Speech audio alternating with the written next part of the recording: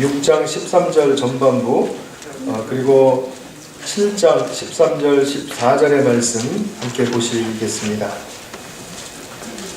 제가 6장 13절의 전반부 말씀 봉독하겠습니다. 우리를 시험에 들게 하지 마시옵고. 두 번째 본문 7장 13절 14절 우리 같이 한번 봉독하겠습니다. 시작. 좁은 문으로 들어가라. 멸망으로 인도하는 문은 크고 그 길이 넓어 그리로 들어가는 자가 많고 생명으로 인도하는 문은 좁고 길이 협착하여 찾는 자가 적음이라. 아멘. 오늘은 주님의 가르쳐 주시는 주기도문 6번째 청원인 시험에 들게 하지 마시옵고 라는 제목으로 우리 말씀을 나누도록 하겠습니다. 어떤 젊은이가 주차장에서 이제 주차할 공간을 찾다가 하도 찾을 수가 없어서 화가 났습니다.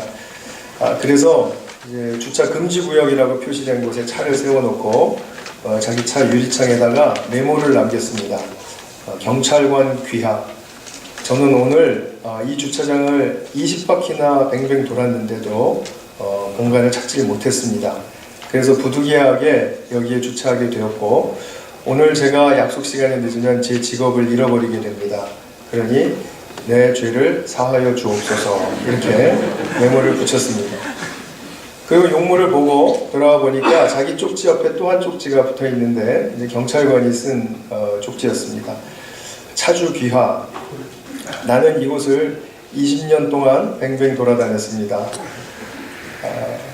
내가 이 위반 딱지를 떼지 않으면 그러면 나는 내 직업을 잃어버리고 맙니다. 나를 시험에 들게 하지 마옵소서. 이 두 사람은 분명히 크리스찬이겠죠. 이렇게 주기도문을 가지고 대화를 할 수 있는 이제 그런 수준까지 간 사람들이었던 것 같습니다. 주님께서 오늘 시험에 들게 하지 마시옵고 이런 말씀을 하셨는데 우리 이 말씀을 들으면 먼저 어떤 시험에 들지 말라는 말씀일까 하고 생각할 때 윤리적인 어떤 도덕적인 그런 그 시험에 유혹에 빠지지 말라 이런 뜻으로 들리시죠? 물론 시험에 들지 말게 해달라고 기도하는 것은 유혹에 빠지지 말게 해달라는 뜻입니다. 말이 유혹에 빠지지 말라는 뜻인데 과연 이것이 우리 도덕적인 범주 안에서 그런 예를 들면은 재물에 대한 유혹이라든지 성적 유혹이라든지 도박에 대한 유혹이라든지 이런 유혹에 빠지지 말라라는 그런 도덕적 범주 안에서의 그 일들을 말씀하고 계시는가 하는 그런 것을 우리가 한번 좀 벗어나서 넓게 좀 생각해 볼 수 있으면 합니다. 우리가 어렸을 때도 유혹을 많이 당하죠. 집에서 먼저 숙제하고 나가서 놀려고 그러는데 끝나기도 전에 친구들이 막 놀자 그러면은 그 유혹당해서 이제 나갔다가 그다음에 들어오는 즉시 이제 어머니한테 이제 한 차례 또 행사를 치르고 그래서 또 두 번째 이제 어릴 때 그 유혹이라고 하면은 그 어머니 지갑일 것 같아요. 동전이 들어있는 지갑 이런 거.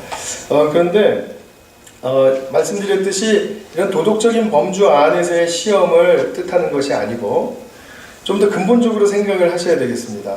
무슨 말씀이냐 하면 나의 영생의 길을 가는 그 삶, 영생의 길을 걸어가야 하는 그 삶을 가로막고 방해하는 그런 근원적인 차원에서의 장애물, 이것을 이제 시험이라고 우리가 볼 수가 있겠죠. 그래서 제가 네 번째 청원에서 말씀드렸듯이 우리의 영생을 방해하는 것은 우리의 염려가 될 수가 있습니다. 또 다섯 번째 청원에서도 제가 말씀을 드렸죠. 지난 시간에 우리 용서를 하지 못하게 하는 내 속에 깊이 내재한 수치심, 이것이 또 영생의 장애물이 될 수 있습니다. 오늘은 이제 그런 영생의 장애물로서 이 시험이라는 그런 주제를 가지고 말씀을 나누도록 하겠습니다. 도대체 이 시험이 과연 어떤 영역인가 하는 그런 부분들을 우리가 먼저 좀 봐야 되겠죠. 그것은 우리가 이제 계속 주기도문을 해설하고 또 우리가 이해하는 방식으로 요즘 다루고 있는 산상수훈을 같이 보면서 우리가 알 수가 있습니다.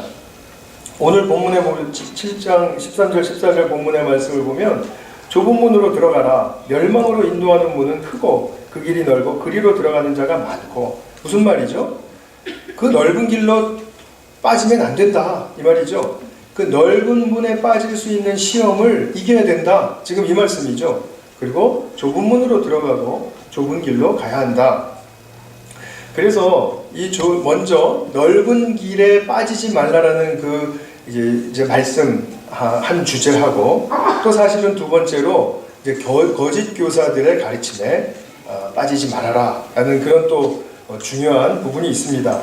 오늘은 이제 두 가지를 다 한꺼번에 다룰 수가 없고요. 첫 번째 넓은 길, 넓은 문에 빠지지 말아야 되는 그런 측면에 대해서 말씀을 중점적으로 드리도록 하겠습니다. 넓은 길이란 무엇인가? 주님이 오늘 13절에서도 말씀하셨듯이 들어가는 자가 많은 길입니다. 그러니까 많은 사람들, 대부분의 사람들이 가려고 하는 길입니다. 대부분의 사람들이 가려고 하는 길은 대체적으로 동의가 된 길이죠. 동의가 되었다는 것은 우리의 공통적인 생활의 관심사가 같이 나누어졌기 때문입니다. 말하자면 우리 먹고 사는 문제 쉽지 않죠. 쉽다라는 말씀의 차원에서 제가 드리는 게 아니라 먹고 사는 차원의 문제만 빠져 있으면 그것은 넓은 길로 갈 수밖에 없는 그런 함정이 된다 이런 말씀입니다.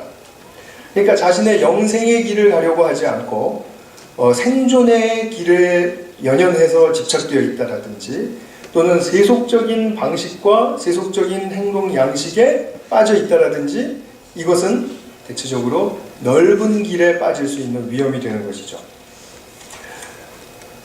제가 몇 번 말씀드린 것 같은데 조나단 리빙스턴이라는 그 갈매기 이야기를 담은 책이 있죠. 거기에 보면 이런 그 장면이 나옵니다. 조나단이라는 주인공 갈매기를 제외하고 모든 다른 갈매기들은 사는 방식이 똑같습니다. 어떻게 사냐면 이제 어선을 쫓아다닙니다. 어선에서는 잡은 생선들을 다 손질하고 깨끗하게 내장을 벗겨내죠. 그리고 그 내장을 다 바다에 던집니다.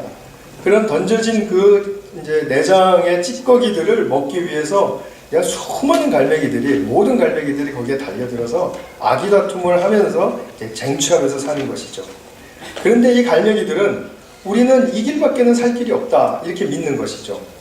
그리고 이 길 외에 살 길이 또 어디 있는가? 그렇기 때문에 우리는 아기다툼을 하고 싸우면서 살지언정 이렇게 살 수밖에 없다라고 서로 동의하고 그리고 그렇게 따르는 길, 그것이 바로 넓은 길이죠.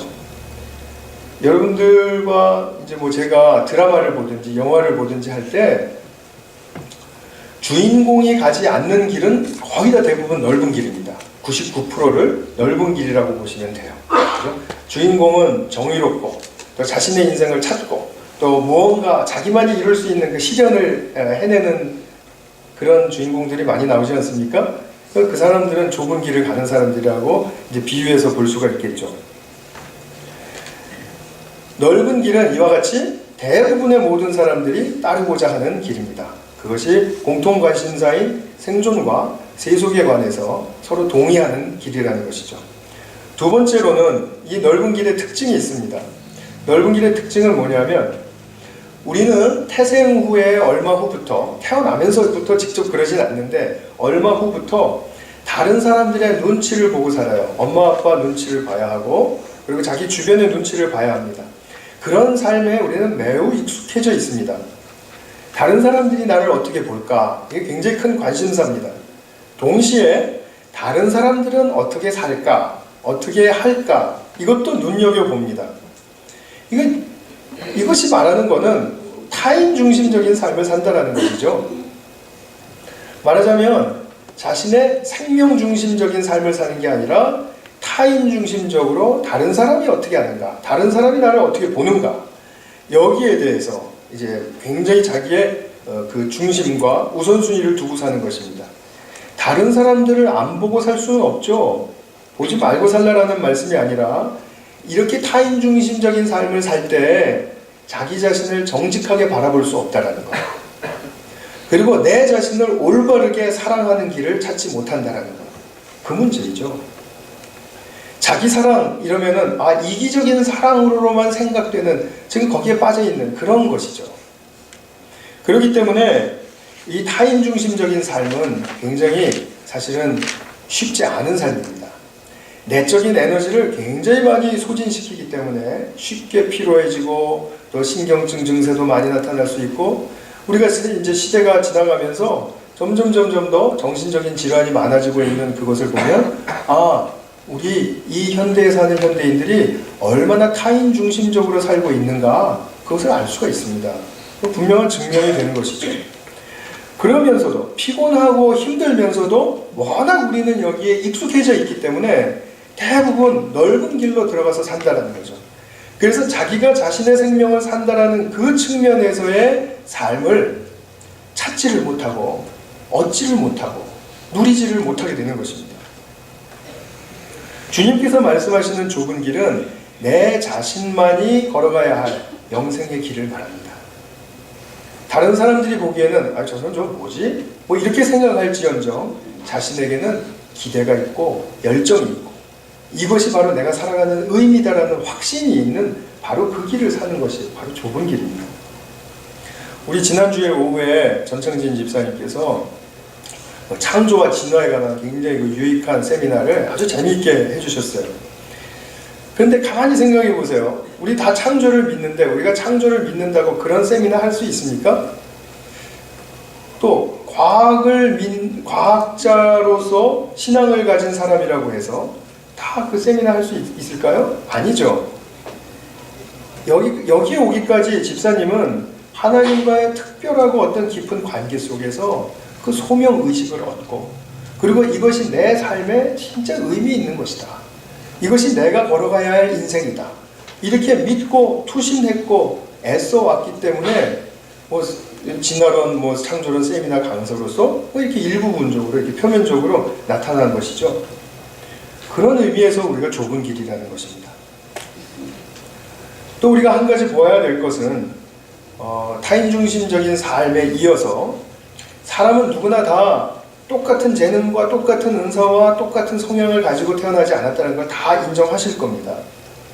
그렇기 때문에 자기의 삶에서 궁극적으로 피워내야 할 꽃의 모양과 색깔은 다 다른 것이죠. 그런데 이것을 우리가 알고 있는데 그럼에도 불구하고 우리는 다른 사람들과 같은 꽃을 피워내고 다른 사람들과 같은 인정해 줄 수 있는 그 모양이 되기를 원합니다. 타인 중심적이기 때문에. 여기다가 성공 중심적인 사고가 들어가게 되면 대부분이 우리가 빠지는 넓은 길인데, 성공 중심적인 그러한 마인드가 들어오게 되면은 결국은 우리는 너무나도 성공하기를 영원하는 넓은 길에 빠지기가 쉬운 것입니다. 이 세상에는 의사가 되고 싶어하는 사람들이 있어야 합니다. 법관이 되고 싶어하는 사람들이 있어야 합니다. 그거는 맞죠. 그런데 의사와 법관이 되고 싶어하는 사람들이 너무 많다라는 거죠. 하나님이 그렇게 세상을 지으시지를 않았을 것 같은데 그렇게 되고 싶은 사람이 너무 많다라는 거죠. 그래서 엄청나게 경쟁합니다. 그리고 그 경쟁을 이겨내서 그 자리에 올라간다고 한들 더 높은 수준의 경쟁을 바라보고 그것을 겪어야 하기 때문에 더 힘든 인생을 살아야 한다는 것을 미리는 알지 못하죠.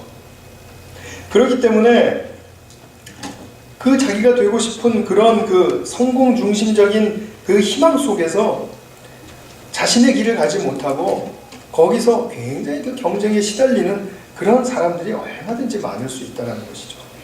실제로 많이 있죠. 그것이 바로 넓은 길입니다.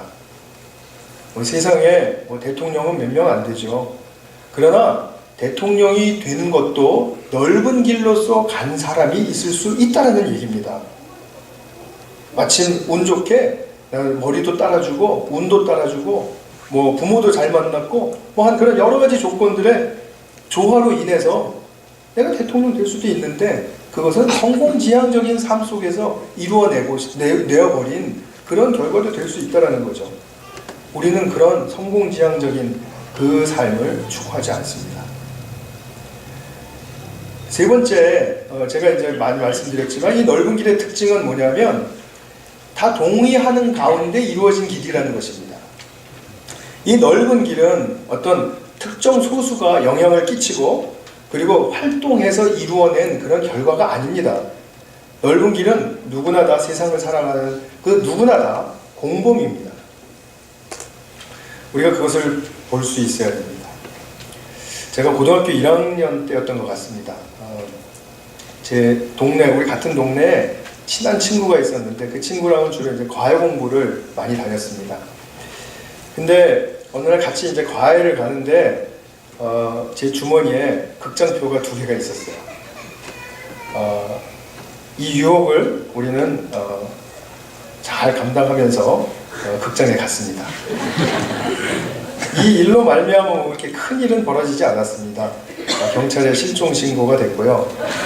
그 다음에 이제 우리 부모님, 뭐 그 친구 부모님, 또 동네 어른들이 몇 명이 우리 집에 모여서 그 영화 상영 시간이 길어지는 줄도 모르시고 깨타하면서 기다리시고 뭐 이렇게 뭐 그런 일밖에 없었습니다.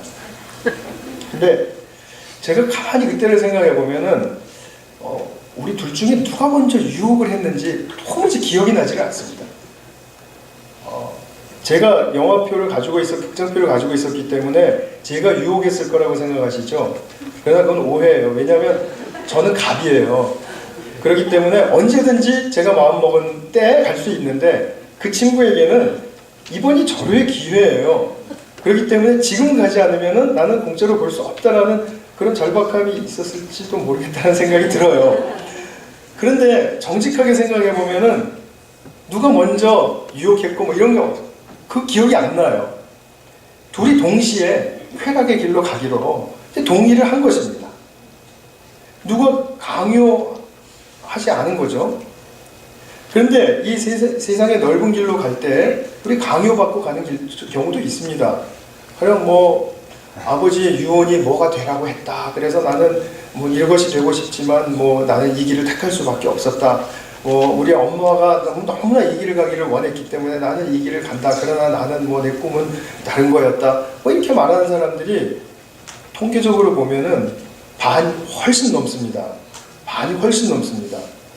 대부분 자기가 가고 싶은 길을 가지 않은 그 원인 중에 거의 99%는 부모 때문입니다. 그거 아세요? 자기가 잘하면서도 부모 때문에 갔다고 그렇게 고백을 해요.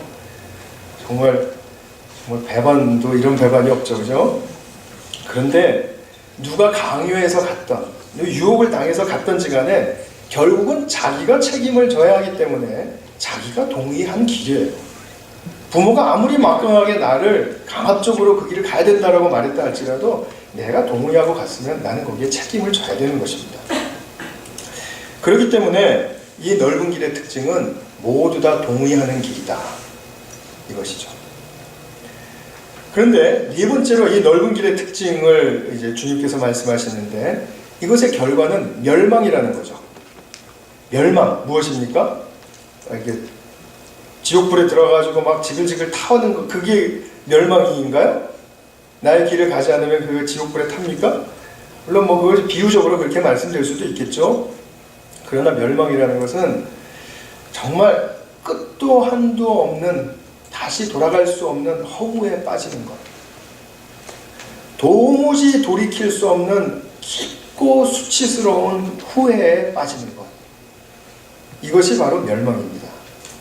우리가 이 땅에서 자신에게 주어진 그 하나님의 부활의 생명의 길을 잘 꼭 피워내면서 살지 못하면 결국 생의 끝자락에서 굉장히 당혹스러운 소리를 듣게 될 것입니다. 그 소리는 다른 것이 아닙니다. 내가 왜 이렇게 살았지? 나는 나의 영생의 문제에 대해서 왜 이렇게 소심했고 이렇게 무시하면서 살았을까? 지금 도대체 나의 의미와 가치는 무엇인가? 아무것도 아니지 않은가? 하는 그런 끝없는 그런 허무와 또 수치스러운 후회와 거기에 영원히 잠기게 될 것이라는 거죠. 우리의 인생은 딱 한 번밖에 없지 않습니까?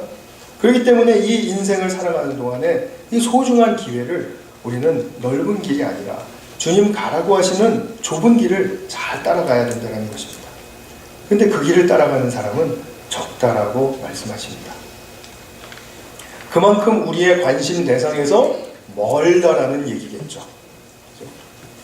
그러니 우리는 적다라는 말을 들었을 때 어떻게 해야 될까요? 그러니까 적으니까 그냥 뭐 조금 있는 사람들이, 그냥 소수의 사람들이 그 길 택해서 가는구나, 이런 것이 아니라 내게 그 말씀이 임했으면 나는 지금 어떻게 좁은 길을 찾아야 할 것인가, 그리고 내 인생을 더 아름답고 행복하고 거룩하게 만들 수 있는 것인가를 고민하면서 주님 앞에 나서시라고 지금 이 말씀이 들려지는 것이죠. 그것은 너무나 당연한 것이죠. 그래서 우리는 내가 지금 나로서의 삶을 살기 위해서 지금 무엇을 발견해야 하고 무엇을 행해야 하고 하는 그러한 것에 대한 삶에 대한 결의가 있어야 합니다. 넓은 길의 특징 몇 가지를 말씀을 드렸는데 한번 잘 이제 또 새기시면서 묵상해 보시기 바랍니다. 두 번째로 제가 말씀드리고 싶은 부분은 피해갈 수 없는 주제이기 때문에 언급을 합니다. 과연 종교적 대량화, 대중화의 길은 주님이 원하시는 좁은 길인가에 대한 것입니다. 이 현재의 혼동스러운 것은 무엇이냐면 기독교의 대량화, 기독교의 대중화라는 그 길이 과연 진짜 진리의 길이고 진짜 축복의 길인가에 대한 것입니다. 여기에 대해서 굉장히 많은 혼동이 있습니다. 우리는 사람의 심리에 따라서 많은 사람들이 대다수가 하는 것을 따라하는 것이 옳고, 그리고 그렇게 따라하면 실패할 가능성이 적다라고 믿습니다. 그래서 그런 과정 중에 비성서적인 제도와 비성서적인 오류들이 많이 발생을 해도 다수의 성도들이 하는 대로 따라하고, 그리고 우리보다 큰 교회를 따라하기를 마땅히 여기는 사례가 참 많이 있습니다. 마치 대형 교회가 앞서가면서 뭔가 더 잘해서 축복의 길을 개척해낸 듯한 인상을 풍기고 그것을 자타가 인정하는 듯이 보인다라는 그런 말씀입니다. 이 중에는 대형 교회 다니셨던 분들 많이 계실 텐데, 제가 대형 교회를 비난하고자 하는 것이 아닙니다. 대형 교회로 말미암아, 또는 대다수의 사람들이 하는 걸로 말미암아 우리가 어떻게 혼동스러울 수 있는가를 지금 보고 싶은 것입니다. 교회 대량화, 대중화가 일어나면 그것이 성경이 약속한 약속일까요? 축복일까요? 기독교는 대중화를 통한 축복의 종교가 아닙니다. 기독교의 축복은 10,000명이 모이던 1,000,000명이 모이던 어떤 한 사람에게, 거기는 분명한 한 사람에게 예수 그리스도의 부활의 생명의 진액이 흘러 들어가서 그 결과로 그 사람이 맺고 있는 관계 속에서 용서와 사랑의 축복의 꽃이 피어나는가, 거기에 기독교 축복의 핵심이 있습니다. 만일 10만 명이 모이고 100만 명이 모였는데도 그냥 우리 교회 좋다, 내가 이 교회 들어와서 교육받았다, 내가 이 교회 들어와서 배웠더니 나 이제 좀 알 것 같다, 이것으로 축복이 아니라는 거죠. 실제로 자신의 삶 속에서 용서와 사랑의 축복의 신뢰가 일어나고 있는가,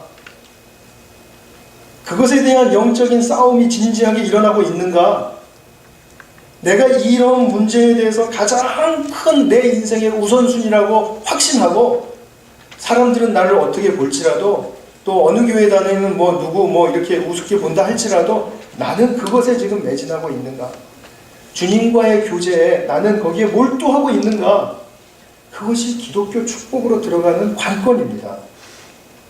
대량화, 대중화되었다고 하면은 우리는 거기에서 분명히 거짓된 안정감을 발견하고 느끼기가 쉽습니다.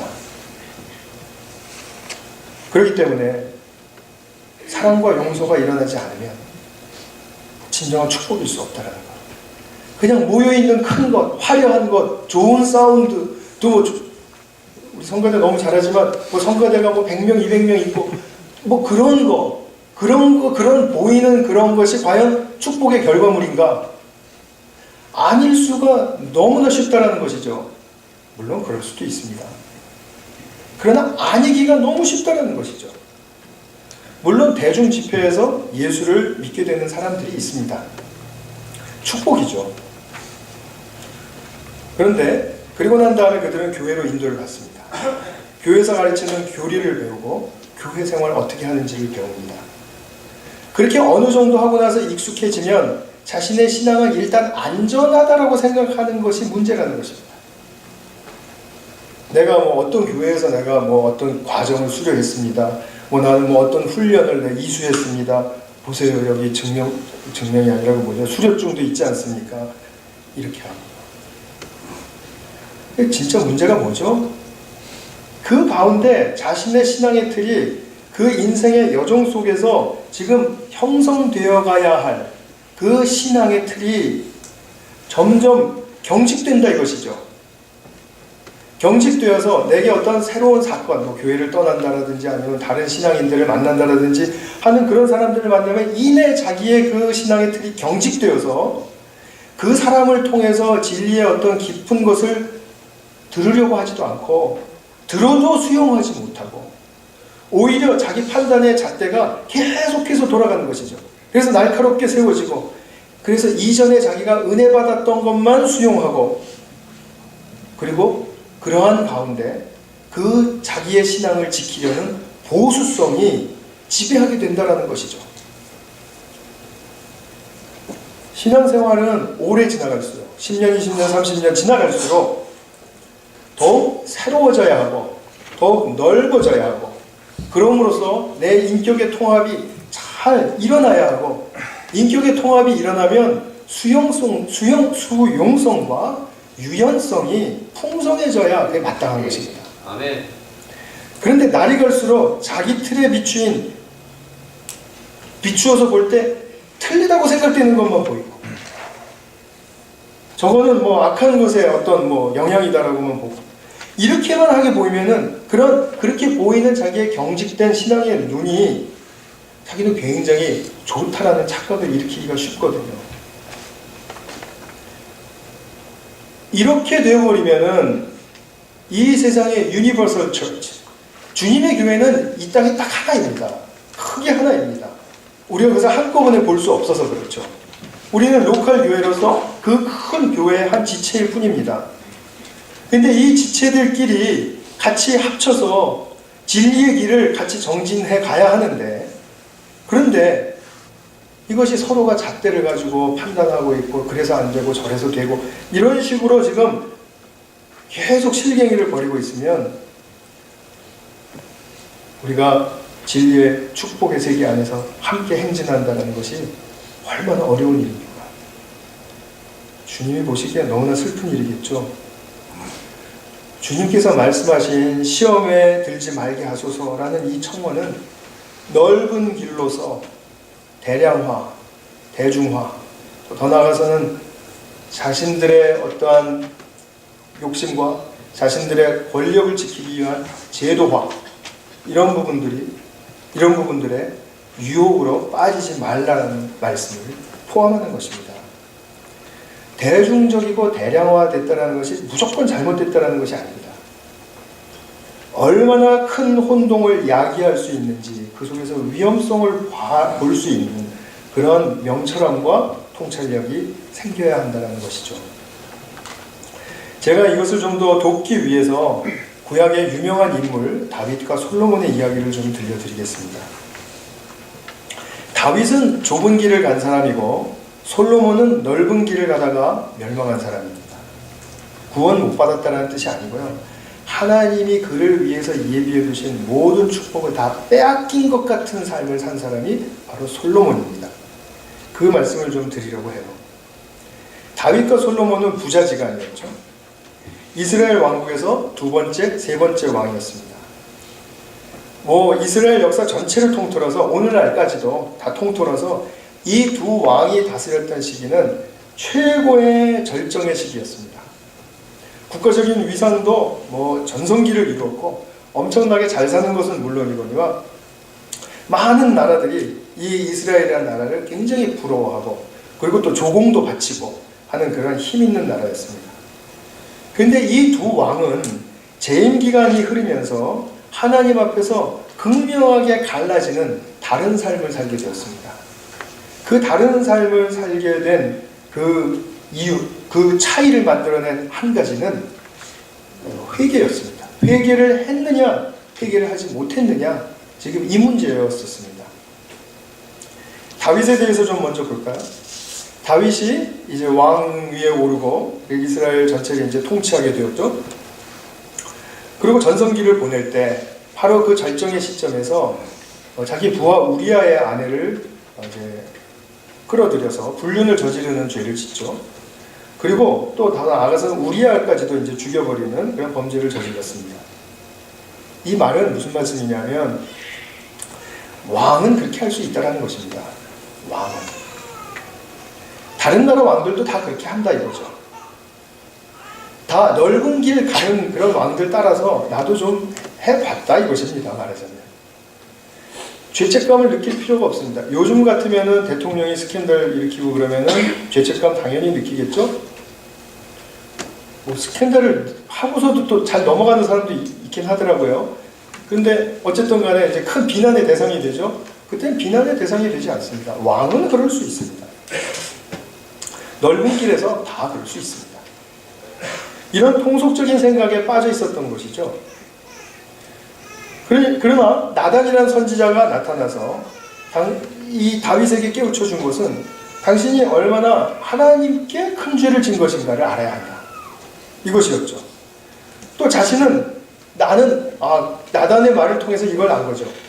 나 자신이 다른 나라의 왕들처럼 살아야 할 존재가 아니라 나는 하나님께 부르심을 받았고 하나님을 대리해서 사랑과 공의로 통치해야 하는 그 대리자로서의 왕의 역할을 잘 감당해야 할 자라는 사실을 또다시 새롭게 깨달은 것입니다. 그리고선 회개했습니다. 시편 51편에 이렇게 고백하죠. 스크린에 나오죠. 주께서는 제사를 기뻐하지 아니하시나니 그러지 않으면 내가 드렸을 것이라. 주는 번제를 기뻐하지 아니하시나이다. 하나님께서 구하시는 제사는 상한 심령이라. 하나님이여 상하고 통회하는 마음을 주께서 멸시하지 아니하시리이다. 이 말씀의 배경을 좀 잘 한 측면을 잘 이해를 하셔야 합니다. 이스라엘이라는 국가에서 그 나라 차원에서의 하나님께 드리는 제례를 정착시킨 사람은 다윗이었습니다. 예루살렘을 다윗의 재위 기간에 쟁취를 했죠. 그리고 모든 권력과 모든 시스템들을 예루살렘으로 중앙 집권화했습니다. 그리고 거기서 이스라엘에게 가장 중요했던 것이 무엇입니까? 하나님께 드리는 제사잖아요. 하나님께 드리는 모든 제의의 정통을 세운 사람이 바로 다윗이라는 거죠. 그 전까지는 텐트에서 드렸고 부분적으로 지역적으로 드렸습니다. 그러나 이제는 예루살렘으로 올라와서 드려야 됩니다. 그런데 지금 다윗이 뭐라고 말하고 있죠? 주께서 제사를 원하시면 내가 소 1000마리를 못 드리고 양 10,000마리를 못 드리겠습니까?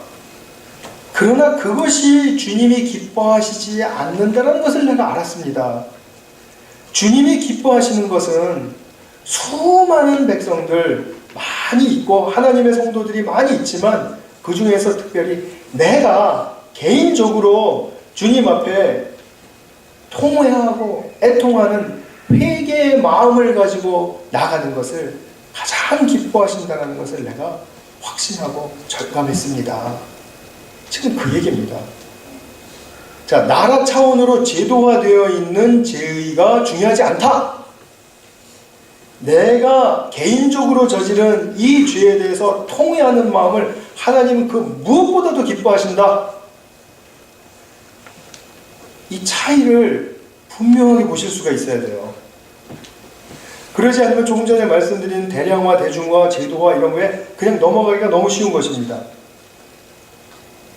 그렇기 때문에 우리는 다윗을 위대하게 보는 이유가 뭐죠?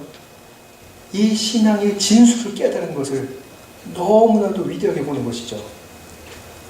다 제도가 되어 있는 가운데 그것도 자기가 주축이 되어서 그렇게 해놓고서 그 다음에 이거 아니야. 하나님은 지금 나의 통회하는 마음, 나의 눈물을 원하셔. 이것을 말할 수 있었던 다윗. 이것이 정말 다윗의 위대한 신앙이죠. 반면 솔로몬은 어땠습니까? 아버지가 이제 물려줬죠, 나라를. 중앙 집권화한 모든 정치, 경제, 문화의 구도를 제도화했습니다. 이 제도화를 한 목적은 무엇이었냐면 자기 권력이 흔들리지 않게 하기 위해서요. 우리가 열왕기 상하를 이렇게 읽어보시면 다 아시겠지만 그때 상황이 얼마나 난잡하고 그리고 어수선한 상황이었는지 짐작하실 수가 있습니다. 그러는 가운데 솔로몬은 가장 막내 쪽의 아들이었기 때문에 그 다른 형들, 아도니아라든지 이런 그 많은 형들이 그 위세를 떠는 가운데 주눅이 들 수밖에 없던 그런 상황이에요. 그러나 자신이 권력을 물려받았죠. 그러니까 이제는 어떻게 해야 됩니까? 자신의 권력을 지키기 위해서 모든 것을 자기를 중심으로 구도화를 시켜버려야죠. 제도화를 시켜버려야 된다 이 말입니다. 그리고 자신의 정적들은 가차없이 다 죽여버렸습니다. 다 죽여버렸습니다. 아버지에게 협조했던 그 충신들도 다 죽여버렸습니다. 그리고 거대한 성전을 지었죠. 약간 여기서 그 의도가 의심스러워요. 왜 성전을 그렇게 기를 쓰고 지어야만 했는지. 그리고 자신의 이름이 높여집니다. 그 다음에는 하나님이 제일 싫어하시는 우상을 들여오고 숭배했습니다. 여기에 여자 문제 들어오죠. 이웃나라 공주들과 결혼해서 후궁이 700인가 첩이 300인가 하여튼 상상할 수 없는 그런 숫자의 여인들을 만나게 되었죠. 그 여인들이 가지고 들어온 우상들을 다 용납하고 그리고 결국 하나님으로부터 멀어졌습니다. 자, 솔로몬은 회개하지 않았습니다. 말씀을 못 들었기 때문에, 하나님의 음성을 못 들었기 때문에 회개를 안 했냐고요? 회개를 못한 것이 아닐까 하고 지금 생각하시는 분들이 있을지도 모릅니다. 그러나 그렇지 않습니다. 하나님의 음성을 듣고도 그는 엄밀히 말하면 회개할 수 없었습니다. 왜요? 왜? 국가의 안정이라는 명목 아래 자신의 권력을 지키고자 여호와 신앙을 몽땅 대량화, 대중화, 제도화 해버렸기 때문에 이미 너무 많이 넓은 길로 들어와 버린 것입니다. 이미 너무 많이 넓은 길로 들어와 있으면 회개가 불가능해요. 회개가 불가능해요. 그렇기 때문에 솔로몬은 회개하지 않았습니다. 못했습니다. 그리고 이 넓은 길을 자기가 해놓은 이 성전과 또 제례와 모든 것들을 다 진리의 길이라고, 하나님을 향하는 진리의 길이라고 말해놓고는 자신도 하나님을 떠나고 모든 나라가 하나님을 떠나게 만들어버렸다는 거죠. 여기에 대해서 성경은 분명히 말하지 않습니까?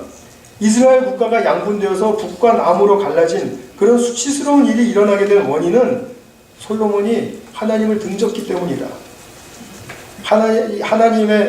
하나님을 진실되게 섬기는 것이 아니라 우상을 섬겼기 때문이다. 분명히 말하죠. 열왕기상 11장 9절에서 13절까지 짧은 구절만 보더라도 하나님께서는 그에게 2번 경고하셨다라고 그렇게 말씀합니다. 그러나 그는 회개할 수 없었어요. 마치 오늘날 모든 사회와 또 모두는 아니겠지만 교회 안에 하는 성도들에게 눈살을 찌푸리게 하는 비리와 사건을 저지르면서도 통회하지 못하는 교회 지도자들과 같은 것입니다. 제가 만나는 선배 목사님들의 하나같은 공통적인 우려는 대량화, 대중화, 제도화된 한국교회가 이미 회개와 통회의 시점을 지나간 것 아닌가. 너무나 떨리고 무서운 일이죠.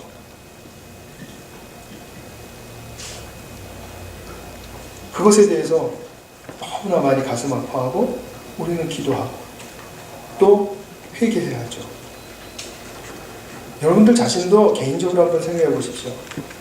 내가 주님 앞에 찢어지는 듯한 마음으로 눈물을 흘리면서 하나님 앞에 무릎을 꿇었던 적이 언제였는가?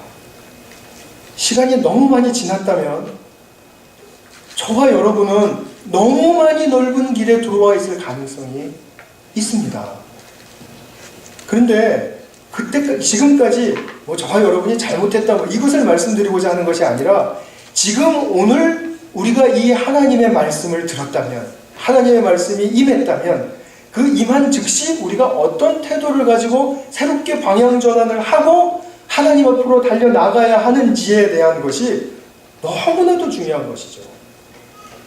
즉 그것을 위해서 말씀을 드리는 것이죠.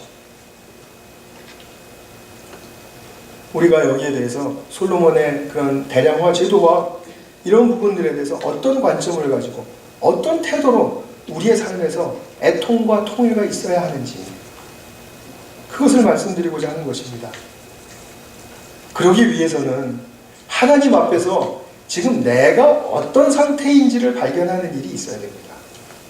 내가 성령의 조명을 통해서 내 자신을 바라보고 정직하게 그 나의 모습을 거짓된 모습이든지 아니면 나의 어떤 허위적인 모습이든지 어떤 모습이더라도 하나님 앞에 내놓을 수 있는 그런 통회의 태도가 우리에게 요구되는 것입니다. 이것이 너무나도 중요한 것입니다. 우리가 자신도 넓은 길에 들어와 있으면서 넓은 길에서 자기보다 좀 더 잘못하는 사람 막 손가락질하고 비난하고 비판할 수 있습니다. 그래서 안 되고 저래서 되고 뭐 이런 식으로 그런 무의미한 토론을 벌리자라는 것이 아닙니다. 이제는 철저하게 자기 안으로 돌아와야 된다는 것이죠. 시험에 들지 말게 하시옵고 이 예수님께서 가르쳐 주신 청원에는 바로 이 메시지가 들어있다는 것입니다. 이 청원은 시험에 너무 많이 빠져들어가면 회개 불가능한 상태도 될 수 있다 라는 위험성을 상기시켜주는 주님의 의도가 있다는 사실을 우리가 읽어낼 줄 알아야 합니다. 자, 이제 우리가 이 기도를 가르쳐 주신 예수님께 더 가까이 나가서 좁은 길이라도 그것을 걷는, 그럼으로써 내가 시험에 들지 말게 하시옵고라는 기도를 드릴 때 그 기도의 응답이 내게 임하는 그런 축복의 삶이 저와 여러분들에게 모두에게 풍성하게 임하실 수 있기를 바랍니다.